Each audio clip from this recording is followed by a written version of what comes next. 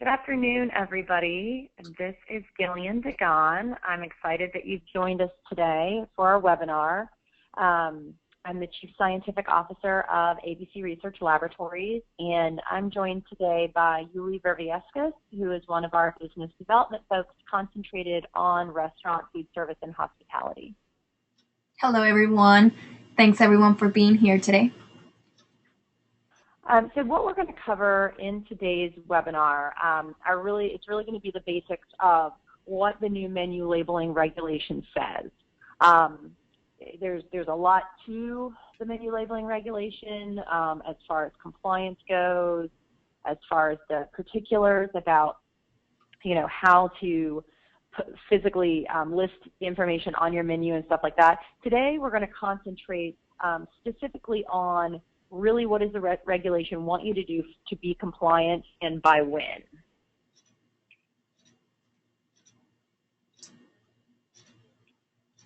All right, so, and as you'll see at the end, I should mention, we're also going to do 3 other webinars that will take us through that complete process. So this is really, this webinar is really one out of a series of 4. We'll talk about that at the end. So the regulation came out last Tuesday.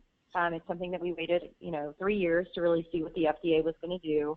And overall, it is a federal regulation that preempts any state law or any city ordinance or anything like that that's already out there for nutritional labeling.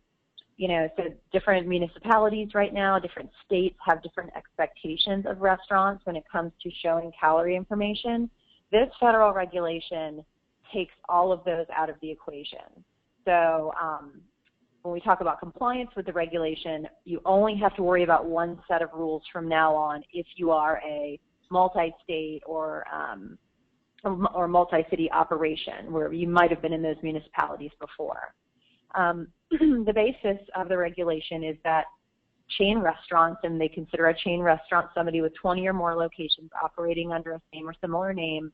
The chain restaurants list calorie content on menu and menu boards. Now, when we say menu and menu boards, what does that really mean? Well, it means any and all menus. So that might be a menu that at a sit-down restaurant that a guest would receive when they're seated at a table. It may be a kid's menu. It might be a menu that's sitting as a placard on a table. It might be the menu board that people look up at before they order at a quick-serve restaurant. Or it might even be a menu online or a menu in your drive-through. So, so any menus, whether they're printed, they're electronic, they're on the internet, they want to see calorie content on all of those different menus. And food that they believe is a standard menu item that you have not put up calorie information for, they're going to consider that food misbranded. For those of you that are not familiar with the 2 ways you get in trouble with the FDA, there are only 2 ways: either adulteration, which means you've sold a food that has a deleterious substance in it, so pretty much something that's going to make someone sick, or misbranding. And misbranding is really misrepresenting or not filling the consumer in on all the information about a given food item.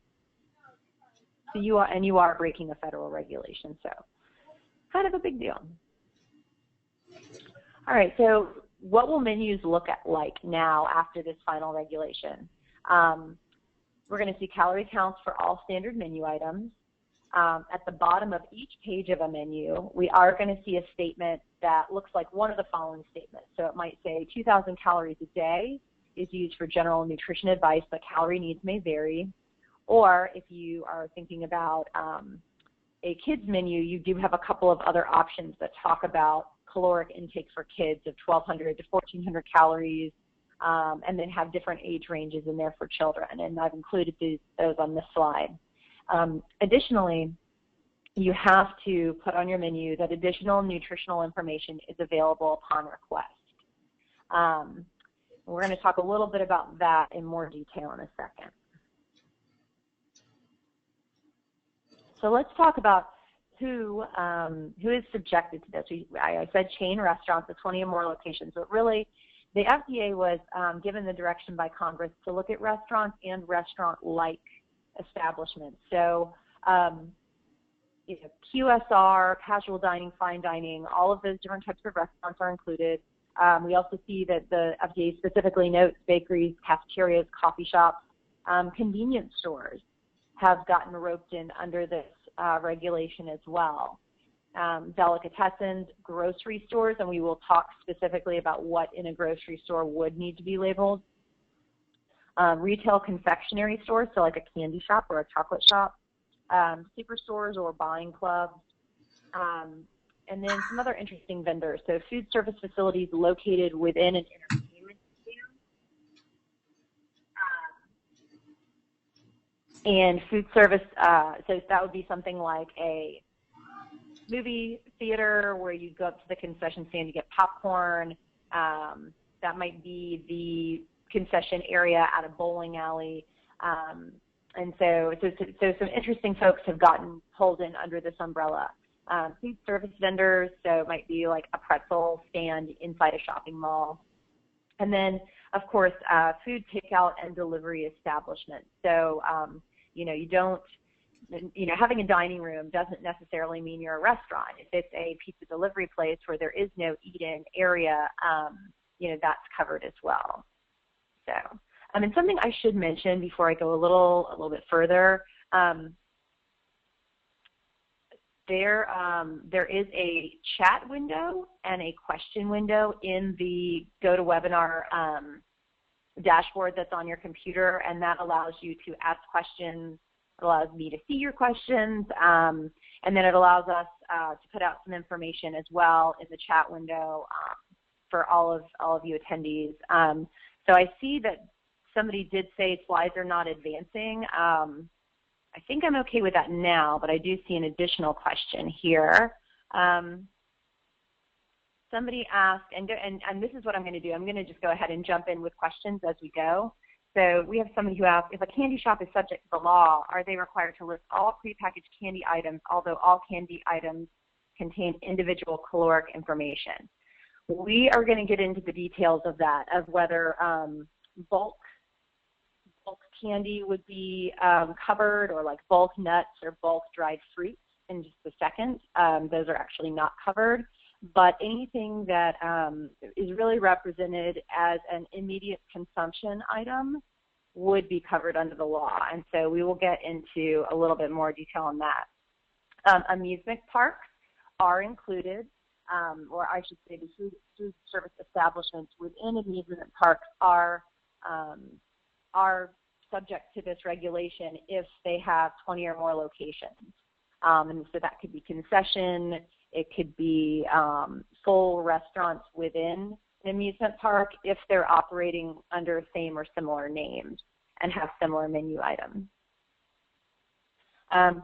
Somebody also asked if is it possible to get a copy of the presentation today? Yes, everybody will be receiving an email with directions to view this on demand, so you guys will have access to this at any time after give us a couple of hours today to upload it and edit, and you guys will have full access to this.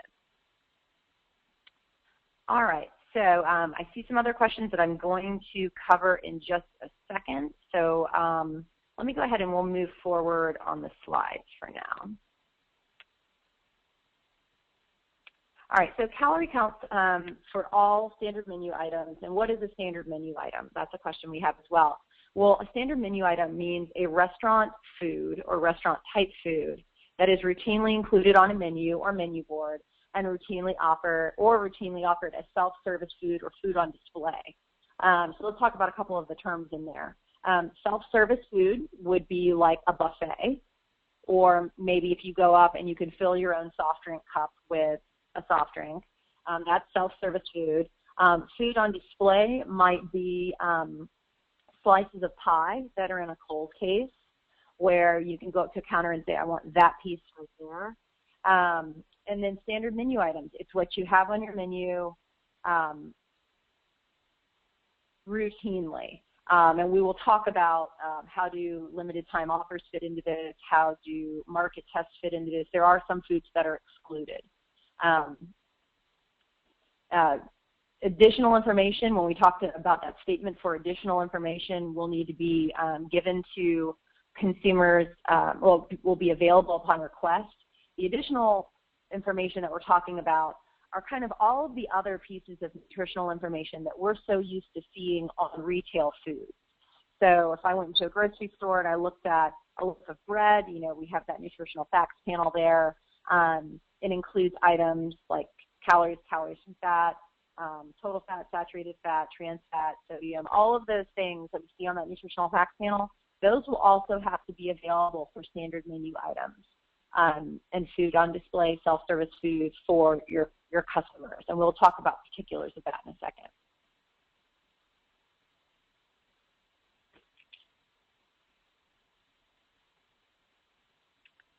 Okay, so foods covered. Restaurant food really, they say it really does contain two different categories of food. So restaurant food, you know, from what we think about on a daily basis, it's just food that's served in a restaurant for immediate consumption.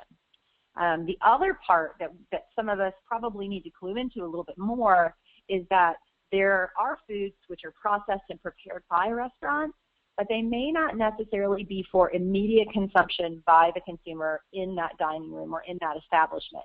And what I usually call this is grab and go.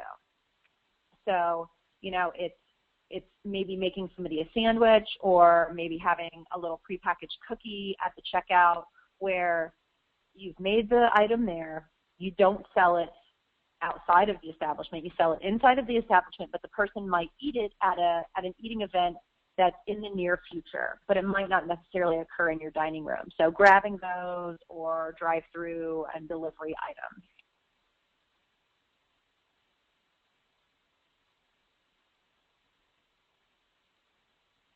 Okay, so let's talk about foods not covered, and I think this will cover several of the questions that I'm seeing in the question window.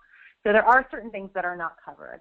So foods that you would see in a restaurant that are not standard menu items would be condiments, daily specials, or custom orders. If you tend to have the typical ketchup maybe on the table in your restaurant, or you offer little packs of mayonnaise or mustard, or maybe different dipping sauces for food items, none of those are considered standard menu items, so they do not have to be. They're not subject to the regulation. You don't have to provide nutritional information on them. If you have daily specials or maybe you have some items that you change the ingredients on, maybe for a seasonal menu, as long as you are not exceeding certain time limits, those are not subject to menu labeling as well. So if we're talking about a temporary menu item, so an LTO that you may do once a year, you can have a food item appear on a menu or menu board for less than 60 days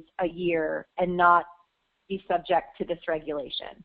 So let's say in the spring you put it on for 30 days, and let's say again in the winter you put it on for another 30 days, or I'll say 29 days. You're less than that 60 total days per year. It's considered an LTO. You do not have to list any nutritional information for that item. If you're doing food that's part of a market test, you want to see some consumer acceptability and some purchase decisions on maybe a new menu item, you can put that menu item out for less than 90 consecutive days for the purpose of looking at consumer acceptance, and you don't have to post any calorie information on that item. So those are probably the two. So LTOs and then consumer acceptance testing. That 60-day and that 90-day, those time limits are very important to remember, that you don't have to have those menu items covered.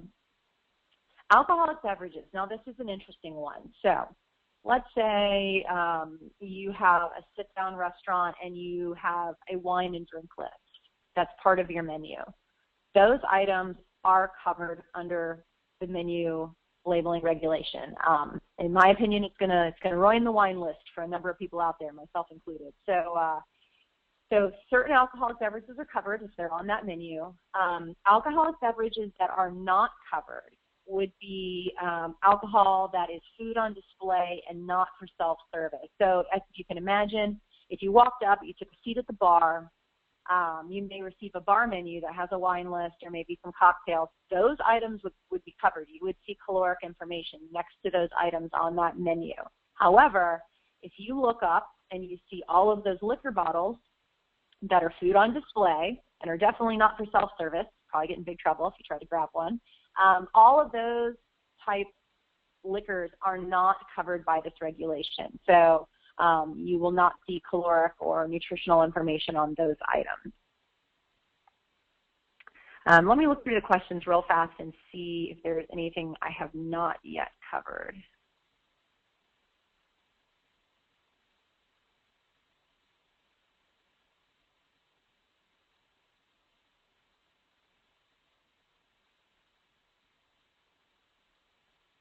Okay, we're going to get to pizza in a second, and that's a lot of the questions.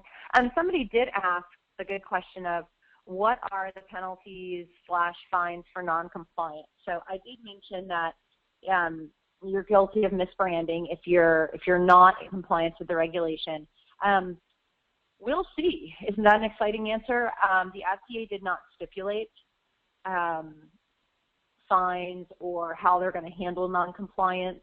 Actually, in the document, they talk about, they actually don't detail how they're going to regulate compliance and check in on it, and they say that that's going to be kind of announced at a later date once they start seeing the information out there. I know it's completely disappointing, but really from my experience with the FDA and misbranding, they can kind of do what they want, and most often the punishment does fit the extent of the crime, I would say. So egregious non-compliance with the regulation, you're going to get in more trouble than you would if maybe you have an LTO that's on your menu for 75 days rather than less than 60. So I think it's going to be interesting to see how the FDA flushes out those different parts of the regulation, but that was not stipulated in the final rule.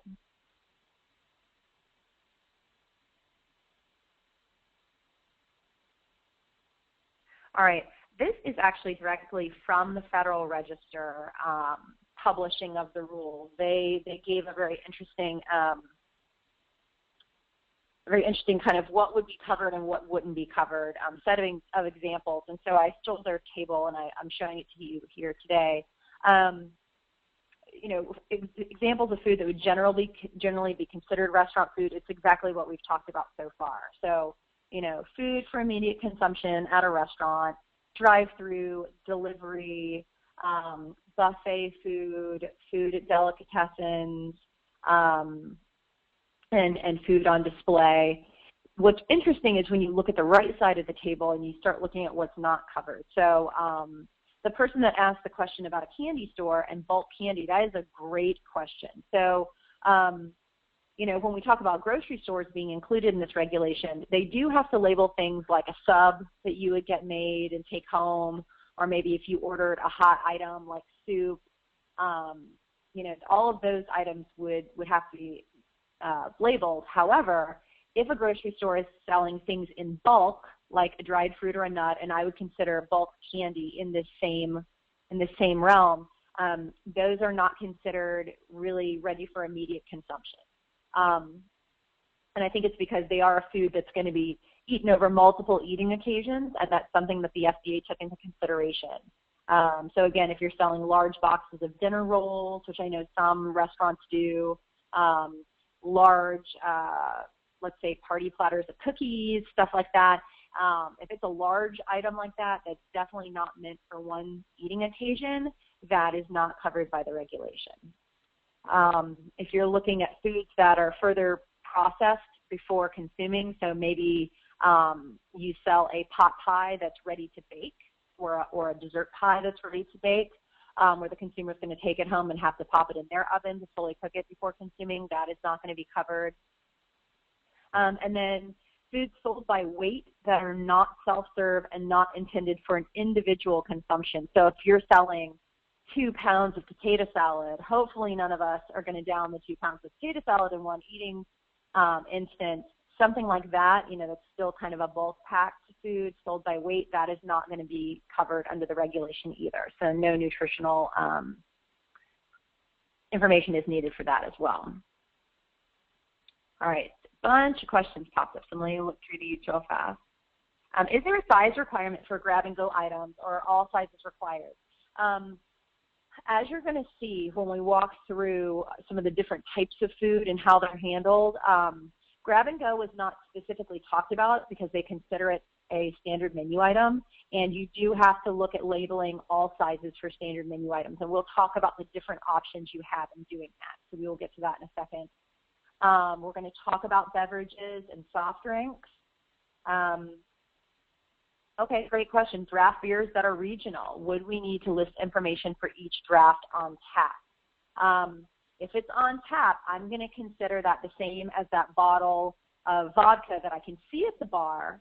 So it's food on display, but it's definitely not for self-service because I can't get myself a drink behind the bar. If you are a very unique establishment where you have beer taps that maybe people can avail themselves of, and those do exist, I think that would be a different consideration because it is self-service. So that's an interesting one, and if you want to talk more about that later, we can. There is a question about family-style menu items. We're going to talk about the different sizes and kind of how family-style will fit in there. And specifically mixed drinks behind the bar. If it's a mixed drink that's not printed on a menu, so if somebody walks up and says, you know, I'll have a Jack and Coke, that type of, we'll call it a special order that's not on a menu, that would not be covered under menu labeling.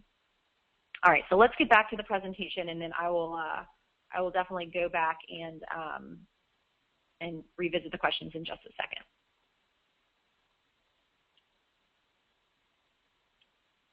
Okay, so timeline. This is the big one. The regulation went into effect on December 1st, and there's a 1-year compliance period. So you must be compliant by December 1st, and being compliant means a lot of different things.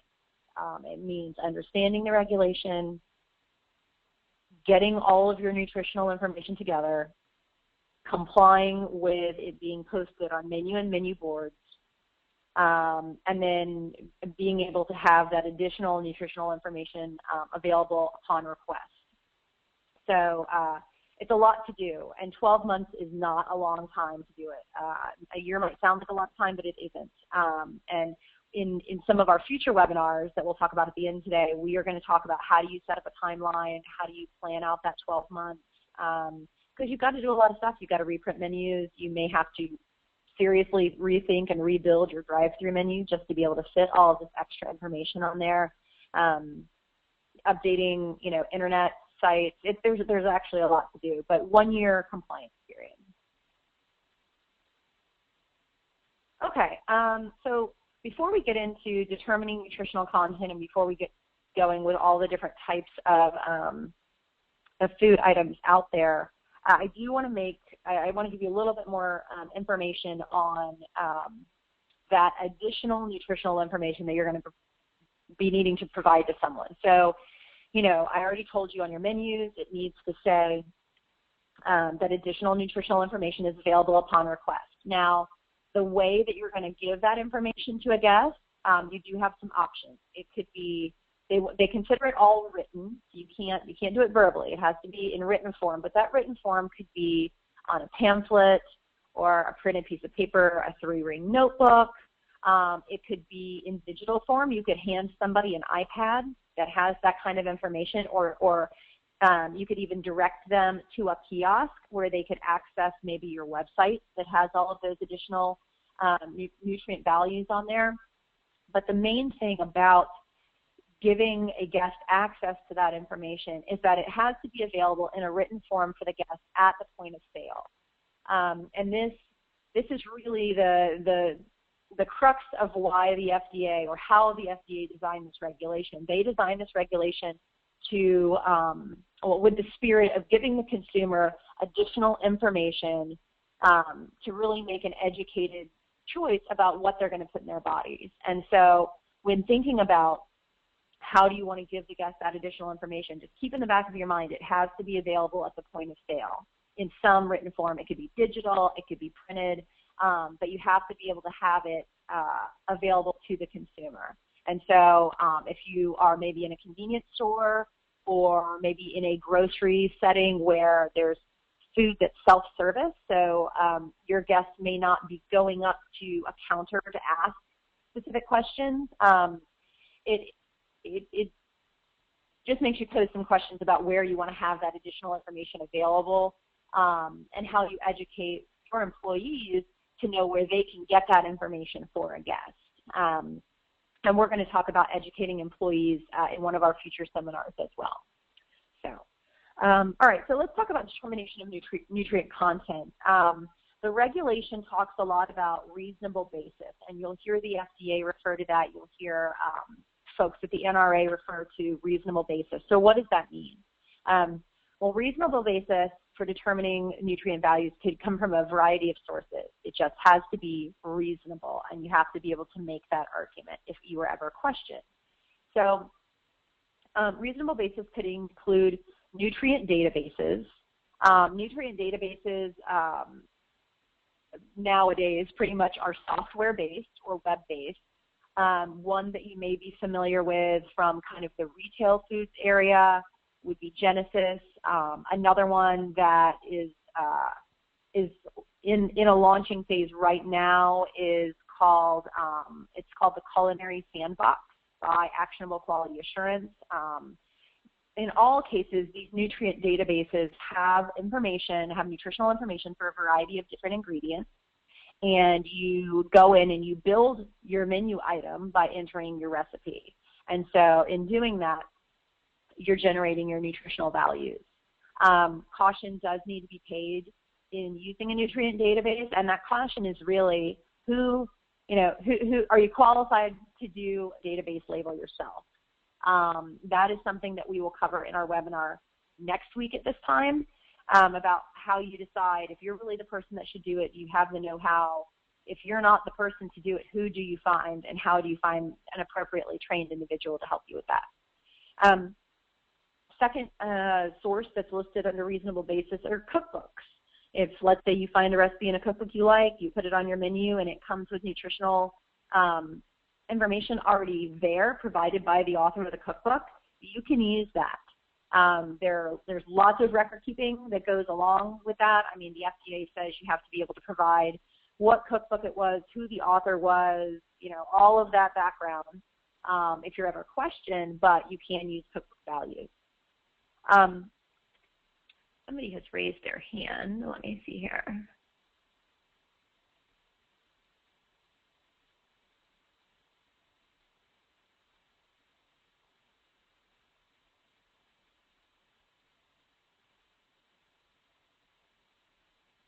Okay, I see more questions that I think I'll handle in a second.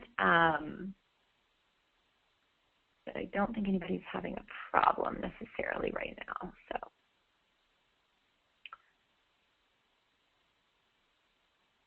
Let me look at one thing. Okay, I see Carl, I see that you raised your hand, and I would like to acknowledge that. It just took me a second. And Carl poses a good question that I will handle right now. Do door hanger advertising and coupon package with menu items on them count for labeling? That's a great question. Door hanger advertising or coupons, if it contains anything that looks like a menu, I would consider that falling under this regulation. If you have, let's say, maybe, I don't know, that's a touchy subject. I think you could make the argument that if you had a picture of some of the dishes on your, that you offer at your establishment, you maybe have pictures of them, and maybe the names of them without prices, you could make the argument that that's not a menu, it's just an advertisement. I think, though, once you start putting information on there where it is a piece of information that a consumer is going to use to make a purchase decision, I think the FDA could look at you and say that's a menu, and we both know it, and we want you to put that calorie information there so the consumer can make an educated decision. I will actually look into that further. It actually doesn't talk about advertising or marketing pieces in the regulation, but if I find something else about that, we will email the entire group. So let's get back to our sources. So we talked about nutrient databases, cookbooks, laboratory analyses. For certain menu items, you're going to want to do that full laboratory analysis, which means you cook the food, you send the food to a lab, and they do the wet chemistry on it to determine those nutritional values. We'll talk more about what foods those are next week, but it's anything where really the cooking process is going to dramatically change the nutrient values from the raw state to the cooked state. Two other places you can find information to help you derive your nutritional values for menu items would be the nutritional facts panels on the backs of the ingredients you use. Let's say that not all food service items have their nutritional values on their package, but if you do use an ingredient with nutritional facts panel, you can use those values and do the math yourself to help build your menu items. FDA also has nutrient values that they publish that are available online for raw fruits and vegetables and for cooked fish that are part of the federal regulations that are out there, and you can use those to help you determine nutritional values as well. So if anybody wants further information on where to find Appendix C and Appendix D of the CFR, the Code of Federal Regulations is not the easiest thing to navigate. I would be happy to send you links to those if you want to catch up with me after the webinar, if you want to see what those resources look like.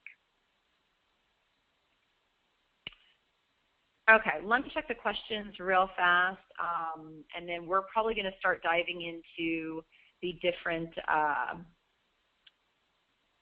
types of foods that are out there.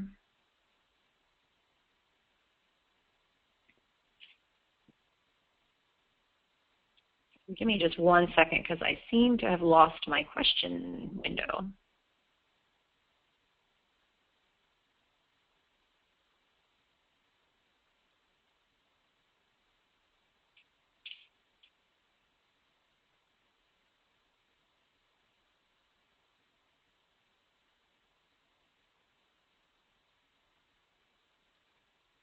Okay, I'm not sure where my question window went, but I think the next time somebody asks a question, it will pop back up, so I'll be able to find it again.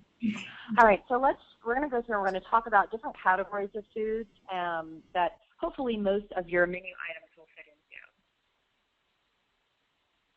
So let's talk about multiple serving dishes.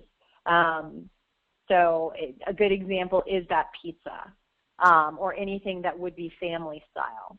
So calories must be declared for the whole item and listed on the menu. So for example, if it's a pizza, you're going to give the full caloric value for that entire pizza pie.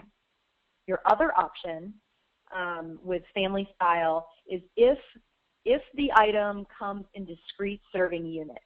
So a family style really big bowl of spaghetti where we all portion it ourselves, that would not count. However, if let's say you ordered a family style fried chicken that feeds 4 adults and it's in distinct pieces where each adult might get 3 pieces of chicken, that would allow you to do this second option of listing the calories per piece, per distinct piece, and then telling the consumer how many total pieces there are. So again, think about things like pizza, dessert pies where they're already portioned, cake where it's already portioned, things like fried chicken or maybe like a fried tender basket where it may be family style, but there are those distinct serving amounts there. If it's family style and it's a bloomin' onion or a large appetizer that you and I both know is supposed to be for 4 to 6 people to share, but it's not done in a distinct portion like that, unfortunately you do have to list that entire caloric value for that entire dish.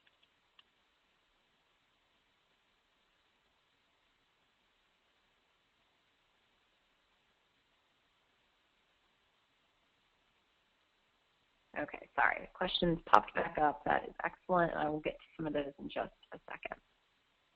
All right, so things with toppings. This is a big category.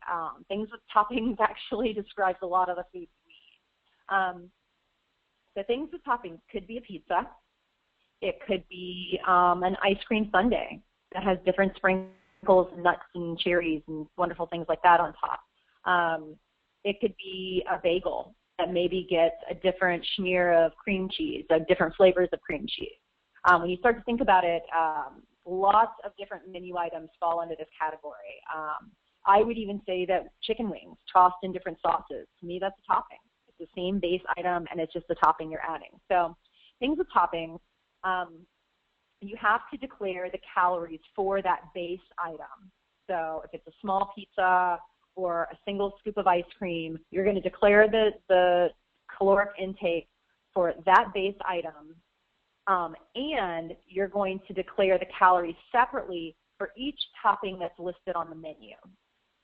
Now, if you have similar items that have this, or excuse me, if you have items that have similar caloric values, so let's take a pizza for instance. You're going to have mushrooms, maybe green pepper, and tomato slices. So as far as calories go, they're all vegetables. They're probably going to fall within a range that's similar, let's say, or let's say that they're similar for the sake of argument in this example. You could list them and say toppings that are 50 calories each, and you could list all of the different toppings after that would comply with that. If you're talking about, let's say, a scoop of ice cream. So if I had a chocolate ice cream, I'm going to label the calories for that chocolate scoop. And then if I have different, let's say I have different colors of sprinkles, let's say I have chocolate sprinkles, vanilla sprinkles, pink ones, blue ones, green ones. Well, all the ones that are different colors are probably going to have the same caloric intake, or excuse me, caloric value, even though they're different colors. You could list those together. So sprinkles, 30 calories per serving size, and you could list all the different colors. Another thing to note, so you're gonna have that caloric listing for the base item, and then for the different toppings, you're going to need to declare calories for each and every size. So if you're talking about the size of the toppings may differ based on a small pizza being ordered versus an extra large pizza being ordered, because you're probably going to put more toppings on the extra large. You're going to have to say how many calories that it's adding, and that range would be from a small pizza to a large pizza. You can either use a slash, as you can see in the example, if there are only 2 sizes, or you can use a range if there are more than 2 slices out there. And you'll see a couple of common threads as we go through this. You'll see that you can list items together if they have the same calorie count, and I think FDA did that just for the sake of space on menus and menu boards. And you'll see, again, this same formatting where if you have 2 choices, you can have a slash. If you have more than 2 choices for the consumer, you will have that range of calories given. So again, things with toppings, we're looking at the base preparation, and then we're looking at also giving the consumer information about all of those toppings.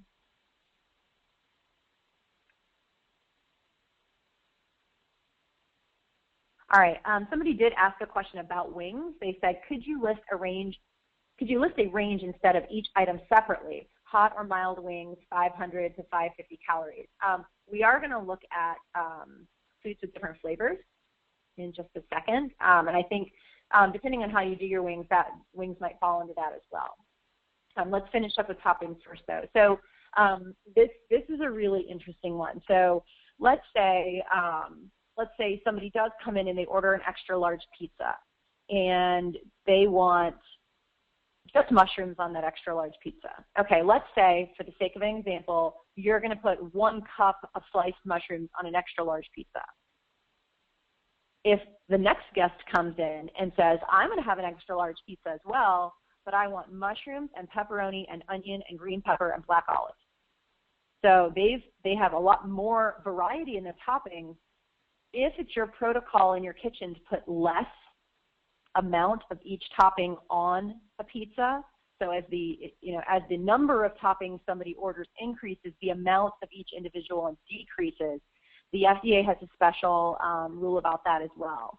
So you have to still declare single values representing the calories for each topping, and the value that you're going to represent between that topping would only be put on alone. So really what the FDA is forcing you to do is to put out the calories for really what the largest possible serving of that topping could be. And then you also need to tell the consumer the calories for the mushrooms is based on mushrooms being added as the sole topping to this menu item. It's an interesting little, it's an interesting way to handle it. It really, this is pretty much the pizza rule, in my opinion. So interesting way to handle topping. Okay, so foods with different flavors. Calories must be declared separately for each flavor listed in a variety. Again, you can group things. So if you have a number of different flavors of, let's say, ice cream, but they're all within the same calorie range, you can list them together. I think you could make the argument for chicken wings. If you have different flavors, or maybe you have a spicy wing and then you have traditionally breaded wings, you could list them together if they have similar characteristics, or if you have, if you don't list individual flavors on your menu, you just say chicken wing, then you could give a range of calories represented by all the different flavors of the chicken wing. So again, it could fall under food with toppings for chicken wings. It could fall under foods with different flavors. Either way, you do have some latitude about a more condensed way to report the data. And I think a lot of people are probably going to go for those ranges, when there's more than two toppings or more than two flavors present. Okay, foods with the choice of ingredients. So let's say you have a grilled cheese sandwich on your menu, and the customer can choose what type of cheese they want in that sandwich. That would be an example of a food with different choices of ingredients. If you have a variable menu item like that, you must declare the calories for each option available. If there are two options, again, you can show it with that slash. If there are more than two options, let's say they could pick between 5 different types of cheese, you would go ahead and give a range for that menu item. All right, I'm going to check out the questions real fast before we get into combo meals, because I think that's going to be a pretty big discussion point. Let me see if we have any questions on flavors or toppings here.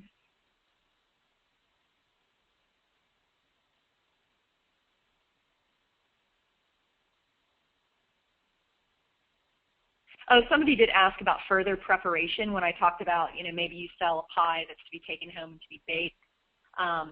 They ask, how is further preparation defined? Does simply cutting and plating a food item count as further preparation? I would not consider that further preparation by a consumer. They don't have to cut up their food before they eat it, and I know how barbaric and strange that sounds.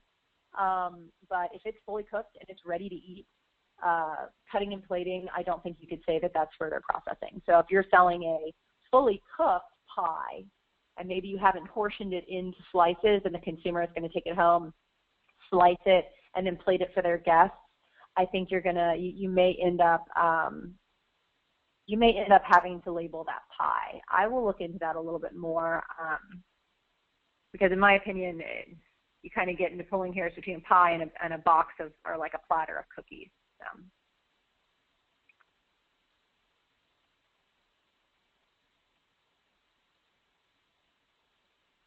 Okay, let's move forward. We're going to answer a lot of the questions that have been posed as we go through. So, all right, so combo meals.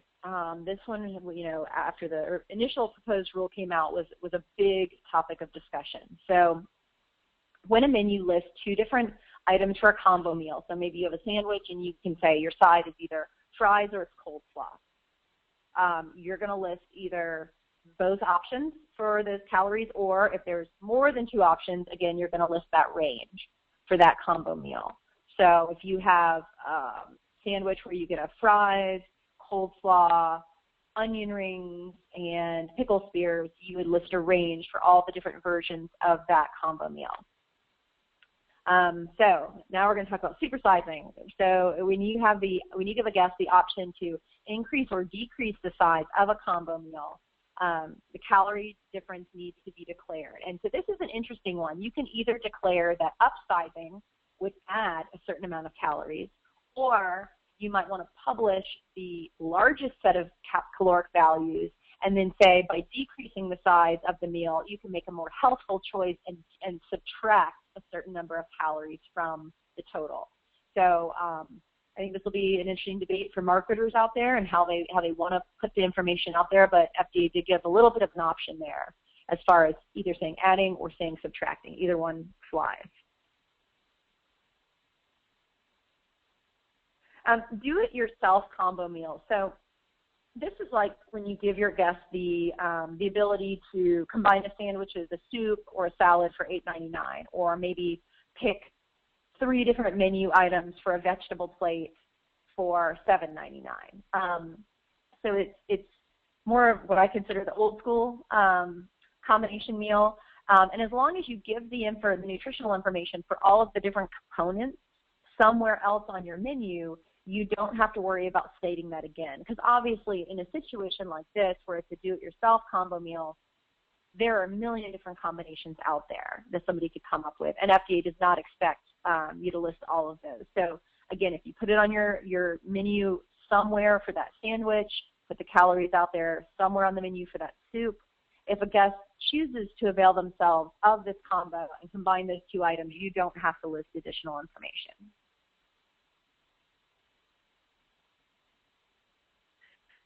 Okay, would you like a Coke with that? We have a lot of questions about beverages, so I'm going to try to hit the high points, and I think I'll have answered all of your questions by the time we talk through this. So for beverages that are not self-service, calories must be declared based on the full volume of the cup served without ice. Now, that's a little crazy in my opinion. So if you're serving beverages to someone, and that might be at a sit-down restaurant, or it might be handing somebody a soft drink at a drive-through, unless you can standardize either your beverage fill or your ice fill, one or the other, you have to report on that cup being full of, let's say, Coca-Cola with no ice in it.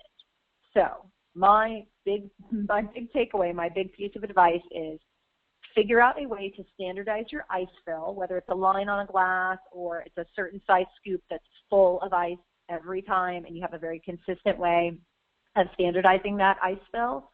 Or if you are set up more of like a quick serve restaurant style where you may have a small, medium, large beverage button on your dispenser, and the dispenser always spits out the same amount of soft drink, and then you may top fill it with ice. One way or the other, standardize something, whether it's your beverage fill or your ice fill. So then you only have to report the calories that are actually in the cup, not the entire cup's volume.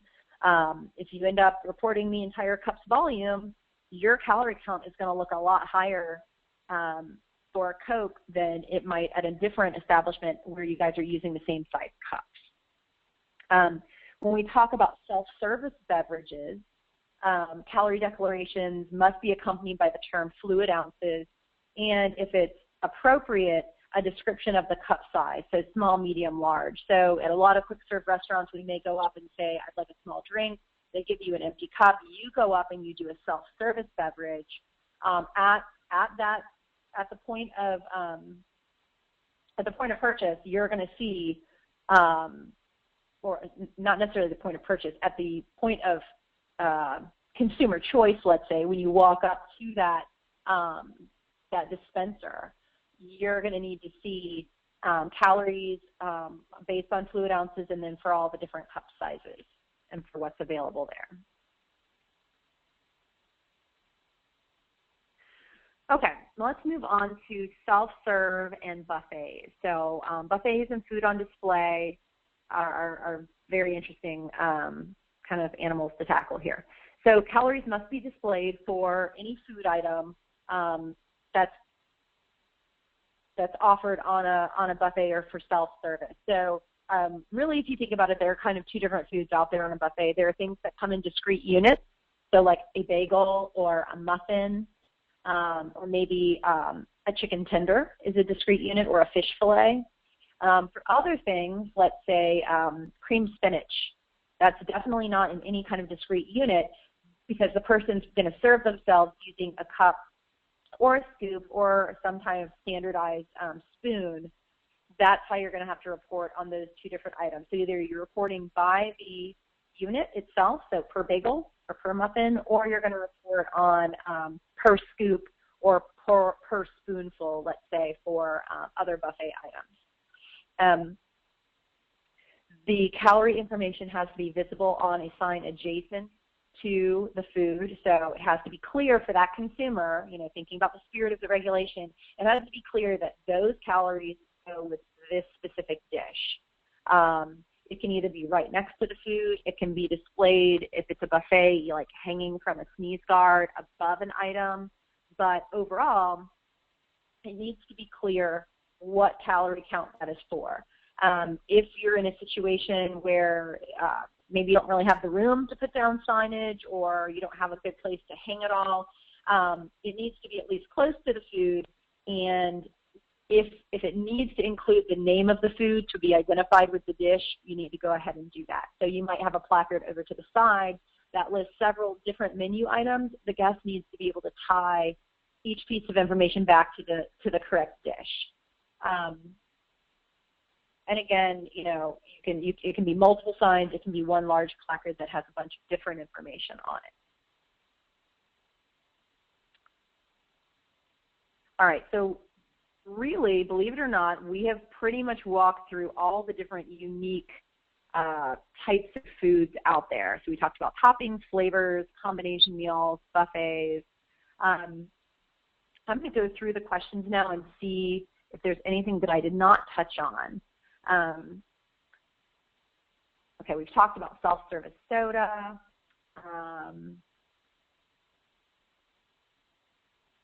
Okay, so somebody has a good question about, we offer combos. However, we offer combos like a half of a club sandwich. However, we also offer a full club.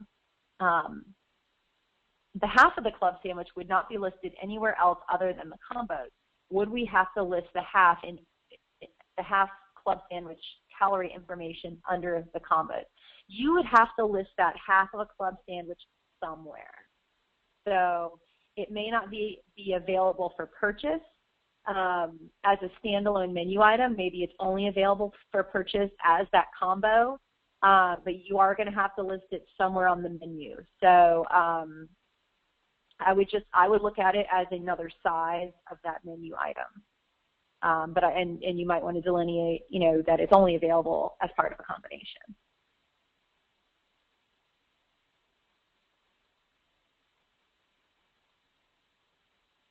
Okay, somebody is asking about catering menus. Thank you, Erica, for that question. I guess if you had a catering business, or well, I guess you're talking about catering menus that go along with a traditional restaurant. That's an interesting one. I would say that kind of goes along with the family dining thing. So if it's in a discrete unit, you may be able to list it as calories for each piece included. But if it's a catering menu that has, let's say, I think of a good one here.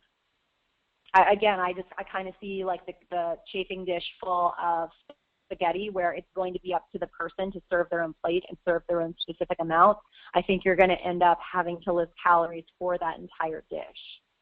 What I would suggest to people in that situation, or in the situation of family-style restaurants, if you are serving, you know, or allowing somebody to purchase a spaghetti with marinara sauce that's to serve 8 adults, you may have to put on there the full caloric amount, but I would also include the information that says, you know, usually shared by 8 adults, you know, just so the consumer at least has that in their head, and it helps your marketing message a little bit.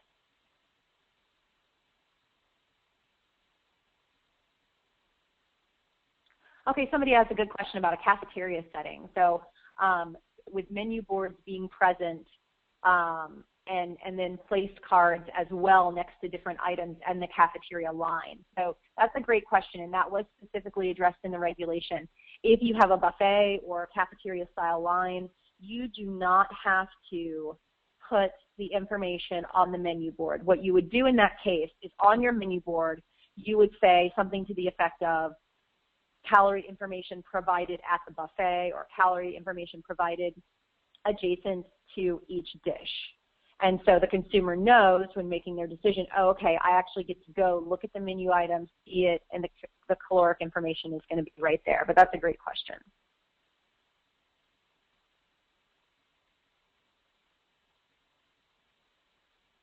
Okay, somebody asked a question, with the number of combinations of pizza available, meat lovers, Canadian bacon, mushroom, tomato, et cetera, how do you handle that?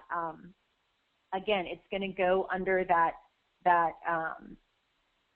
area of food with toppings. If there is, let's say, a meat lover's pizza that automatically, you know, on the menu it says this includes sausage, pepperoni, ham, ground beef, whatever else, bacon, for that, that's a standard menu item. And if somebody says, hey, I want the meat lover's pizza, they know what they're ordering. So in that case, you would have a caloric count for that menu item, but at a separate place for a pizza establishment, or even something like Subway, where people are kind of building their own dish, you would have it listed as topping.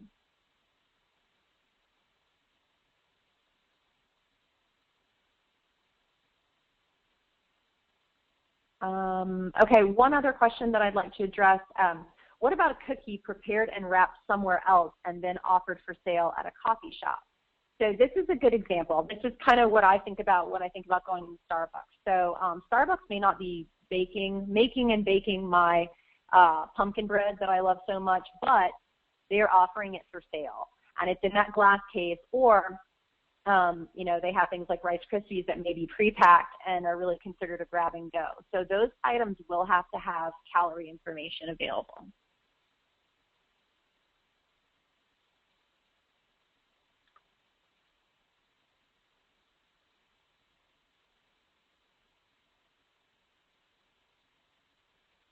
And again, when we're talking about listing all of this information on a menu, you only have to list calories right there next to the item on the menu. All of those additional things, protein, fat, cholesterol, all of those are going to be available upon request. So don't worry, you don't have to put every single piece of nutritional information up on your menu board. Just the calories go up on the menu board, and then everything else can be housed in a different area.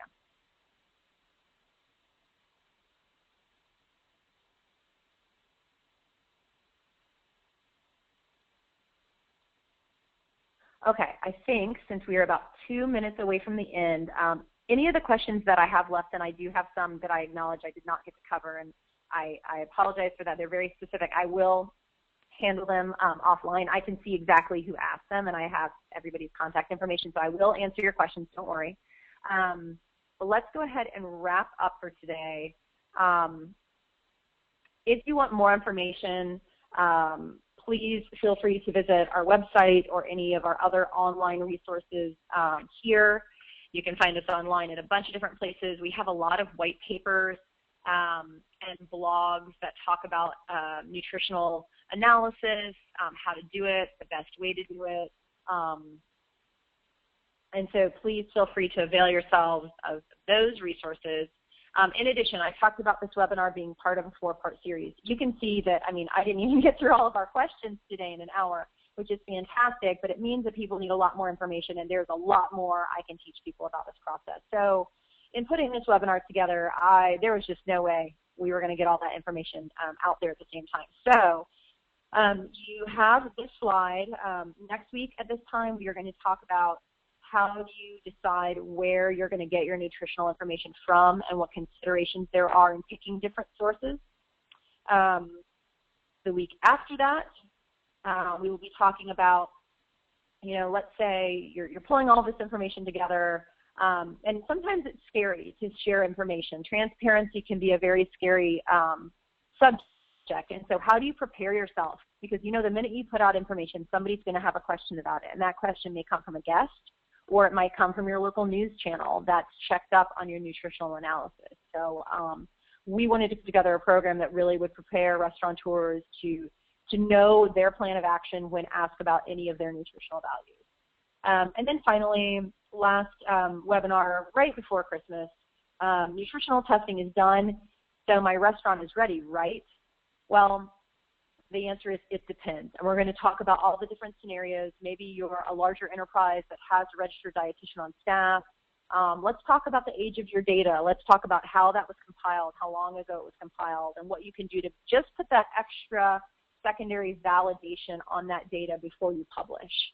So, and you'll also see in our chat window, I think we have put up, we've put up all the different links for the different webinars. And again, if you just go to our website, you can find all of that, but the specific links are there for you guys. And I will be happy to answer any questions after this is over. Julie will be helping me with that as well. So if you send in questions, please feel free to use either my email or Yuli's email, and we can answer those via email. Or if you want to set up a time to chat, we can do that as well. So for respecting time, it's 3:01 p.m. Eastern. I hope everybody has a great day. Thank you for joining us, and we will talk to you guys soon.